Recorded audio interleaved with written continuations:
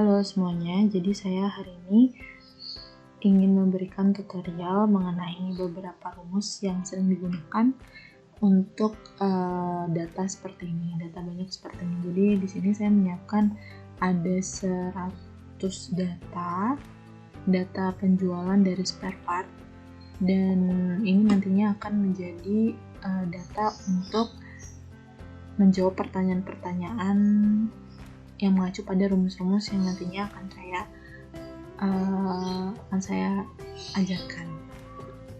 Jadi di sini terdapat data-data penjualan, dan kita langsung masuk saja ke pertanyaan nomor 1, yaitu ditanya berapa total keseluruhan penjualan. Jadi untuk mengetahui total penjualan, maka kita harus melakukan perkalian antara harga dengan kuantitas yang sudah terjual. Jadi biasanya kita akan menambahkan lagi kolom di sebelah sini, di sebelah kanan, lalu kolom B dikali dengan kolom C, maka akan menjadi total penjualan dari lini SIP ini, dari PT Anugrah Parmindo. Namun untuk menjawab pertanyaan nomor 1, kita bisa langsung saja menggunakan rumus, yaitu rumus sum product. Jadi kita tulis dulu ya, sama dengan sum product seperti ini, lalu tab, lalu kita ke sales data, sini kuantitasnya, klik di B2, lalu cetar LSIF untuk bawah seperti ini, lalu dikali dengan C2, CTRL shift ke bawah,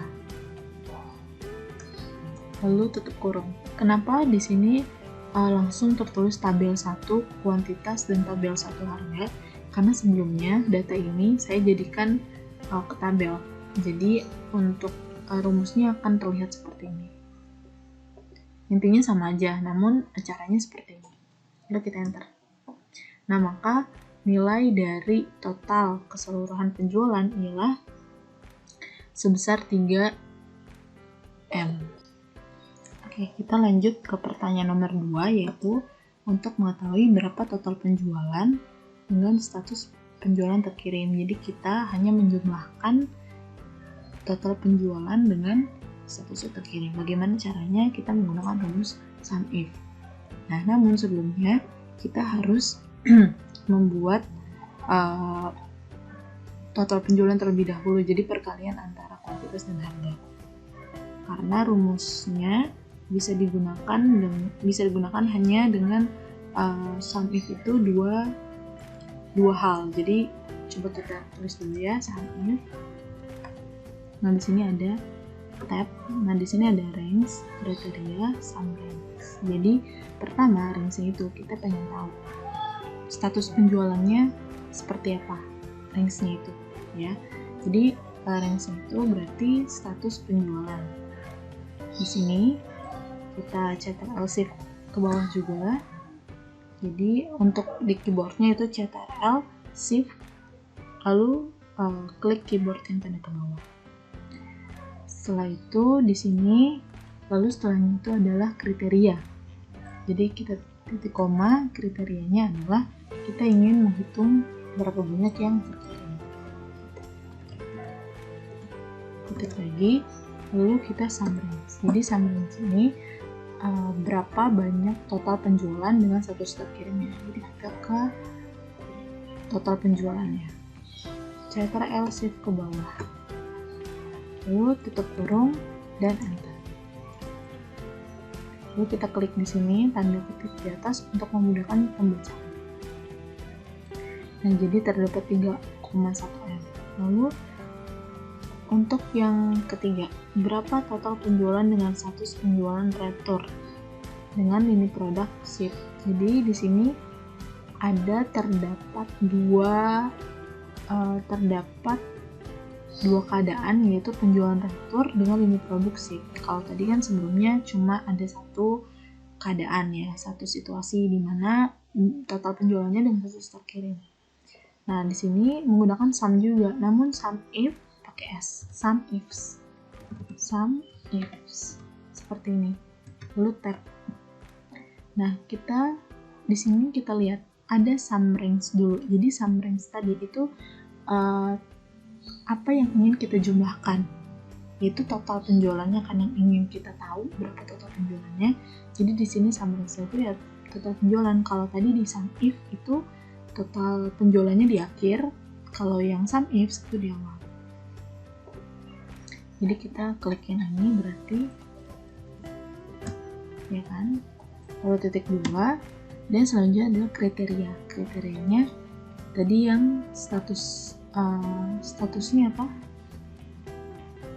retur dan ship. Oke, di sini retur, terus penjualannya retur. Sini titik 2 kita tulis retur, titik koma lagi kita cari yang ship.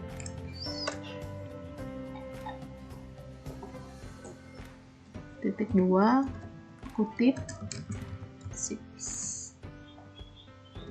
Titik 2 kutip 2 tutup kurung. Bentar. Nah, jadi di sini kita klik lagi yaitu 70. Nah, lalu yang keempat, berapa banyak penjualan dengan status dalam proses?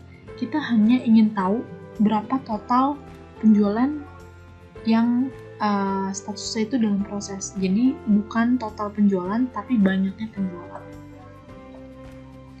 Jadi kalau misalkan diketahui yang ditanya adalah banyak penjualan, jadi kita menggunakan rumus count.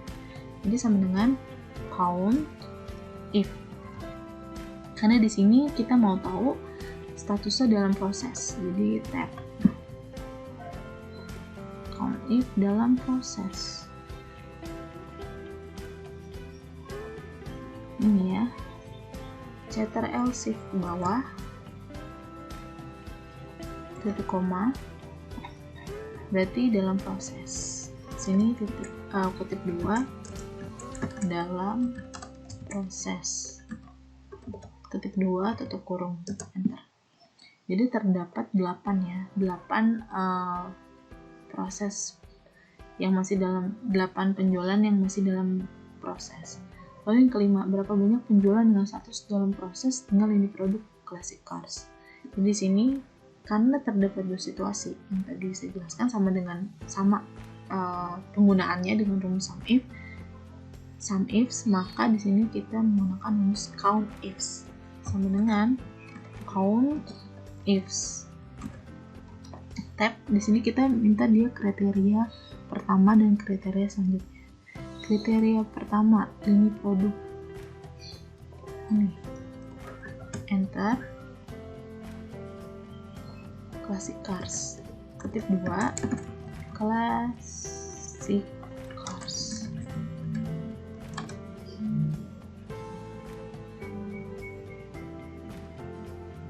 Ketik 2, titik koma, lalu ini di sini yang dalam prosesnya.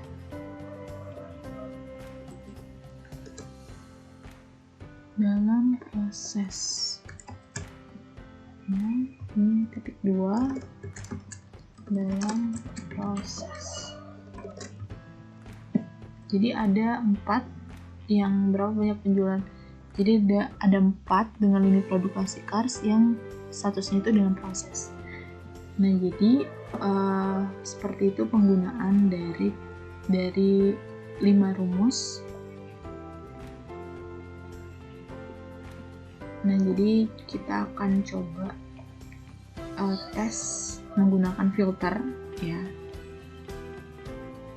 Jadi di sini dalam proses dan Classic Cars. Jadi kita cek statusnya dalam proses, kita klik yang dalam proses. Dan lini produknya Classic Cars. Berapa hasilnya? 4. Itu kan berarti hasil 4. Jadi mending kita menggunakan rumus seperti ini. Jadi lebih cepat untuk mengerjakannya. Nah, untuk tutorial hari ini sekian. Semoga bermanfaat untuk kalian. Terima kasih.